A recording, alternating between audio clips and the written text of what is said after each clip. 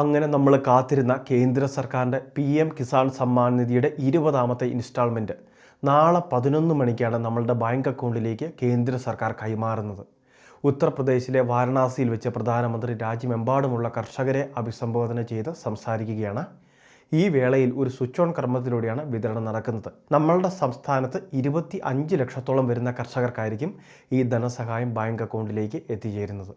ഇനി പ്രധാനമായിട്ട് ശ്രദ്ധിക്കേണ്ടത്, നമ്മളോട് കേന്ദ്ര സർക്കാർ പറഞ്ഞിരുന്ന അഗ്രി സ്റ്റാക്ക് ഫാർമേഴ്സ് ID അത് നമ്മൾ എടുത്തിട്ടുണ്ടോ എന്ന് കൃത്യമായിട്ടൊന്ന് പരിശോധിക്കുക. കഴിഞ്ഞ ദിവസങ്ങളിൽ ഈ ഫാർമേഴ്സ് ID എടുക്കുന്നതിന് വേണ്ടിയുള്ള വെബ്സൈറ്റ് താൽക്കാലികമായിട്ട് ഇപ്പോൾ തടസ്സങ്ങൾ നേരിട്ടിട്ടുണ്ട്, അല്ലെങ്കിൽ നിർത്തിവെച്ചിട്ടുണ്ട്. അത് വീണ്ടും പുനഃസ്ഥാപിക്കുമെന്നാണ് നിലവിൽ ലഭിക്കുന്ന അറിയിപ്പ്.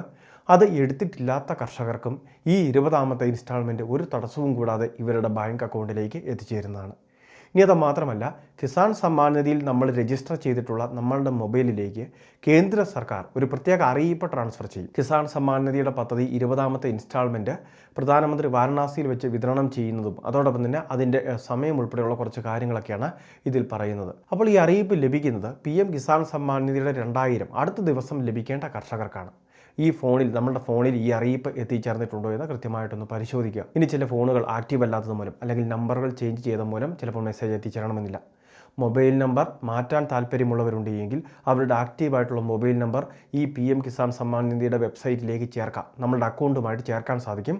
അതിനടുത്തുള്ള ഓൺലൈൻ സർവീസ് സെൻ്ററുമൊക്കെ ആയിട്ട് ബന്ധപ്പെട്ടാൽ മതി.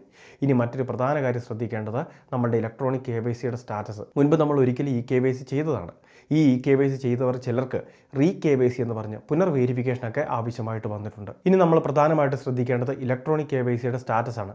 ഇലക്ട്രോണിക് KYC പൂർത്തീകരിച്ച എല്ലാവർക്കുമാണ് സഹായം ലഭിക്കുക. മുൻപ് നമ്മൾ ഒരിക്കൽ ചെയ്തതുമാണ്. എന്നാൽ ചിലർക്ക് ഇത് KYC എന്ന തരത്തിൽ അറിയിപ്പ് വന്നിട്ടുണ്ടായിരുന്നു. അങ്ങനെയുള്ളവർ വീണ്ടും ഈ KYC ചെയ്യേണ്ടത് നിർബന്ധവുമായിരുന്നു. അങ്ങനെ അത് പൂർത്തിയാക്കിയിട്ടുണ്ടോ എന്ന് കൃത്യമായിട്ട് പരിശോധിക്കുക. അല്ലെങ്കിൽ നമ്മൾ KYC ചെയ്തിട്ടുണ്ടെങ്കിൽ അതിൻ്റെ സ്റ്റാറ്റസ് ഒന്ന് പരിശോധിക്കുക. ഇനി അതോടൊപ്പം തന്നെ ഈ കിസാൻ സമ്മാൻ നിധി രജിസ്റ്റർ ചെയ്ത കൃഷിഭൂമി അത് വിൽപ്പന നടത്തിയവരുണ്ട്. അപ്പോൾ അങ്ങനെയുള്ളവർക്കൊക്കെ ധനസഹായങ്ങൾ തടസ്സപ്പെട്ടേക്കാം. അപ്പോൾ ഈ കാര്യം പ്രധാനമായിട്ട് ശ്രദ്ധിക്കണം. Aadhaar, bank account seeding status okay ആണോ എന്നൊരു കാര്യം കൂടി പ്രധാനമായിട്ട് ശ്രദ്ധിക്കുക. കാരണം ആധാറുമായിട്ട് ഏത് അക്കൗണ്ടാണോ സീഡായിട്ടുള്ളത്, ചിലപ്പോൾ പല ആവശ്യങ്ങൾക്ക് വേണ്ടി അല്ലെങ്കിൽ വായ്പയുടെ ആവശ്യങ്ങൾക്ക് വേണ്ടിയൊക്കെ മറ്റ് പുതിയ ബാങ്കിലേക്ക് അക്കൗണ്ട് എടുത്തവരുണ്ടാകും. അങ്ങനെയുള്ളപ്പോൾ ആധാർ സമർപ്പിച്ച് പുതിയ അക്കൗണ്ട് ഓപ്പൺ ചെയ്യുമ്പോൾ ആ അക്കൗണ്ടിലേക്കായിരിക്കും ധനസഹായം വരുന്നത്. അത് പ്രധാനമായിട്ട് നമ്മൾ ശ്രദ്ധിക്കണം. കിസാൻ സമ്മാൻ നിധിയിൽ ആദ്യം നമ്മൾ കൊടുത്ത അക്കൗണ്ടിലേക്ക് തുക എത്തിച്ചേരണമെന്നില്ല.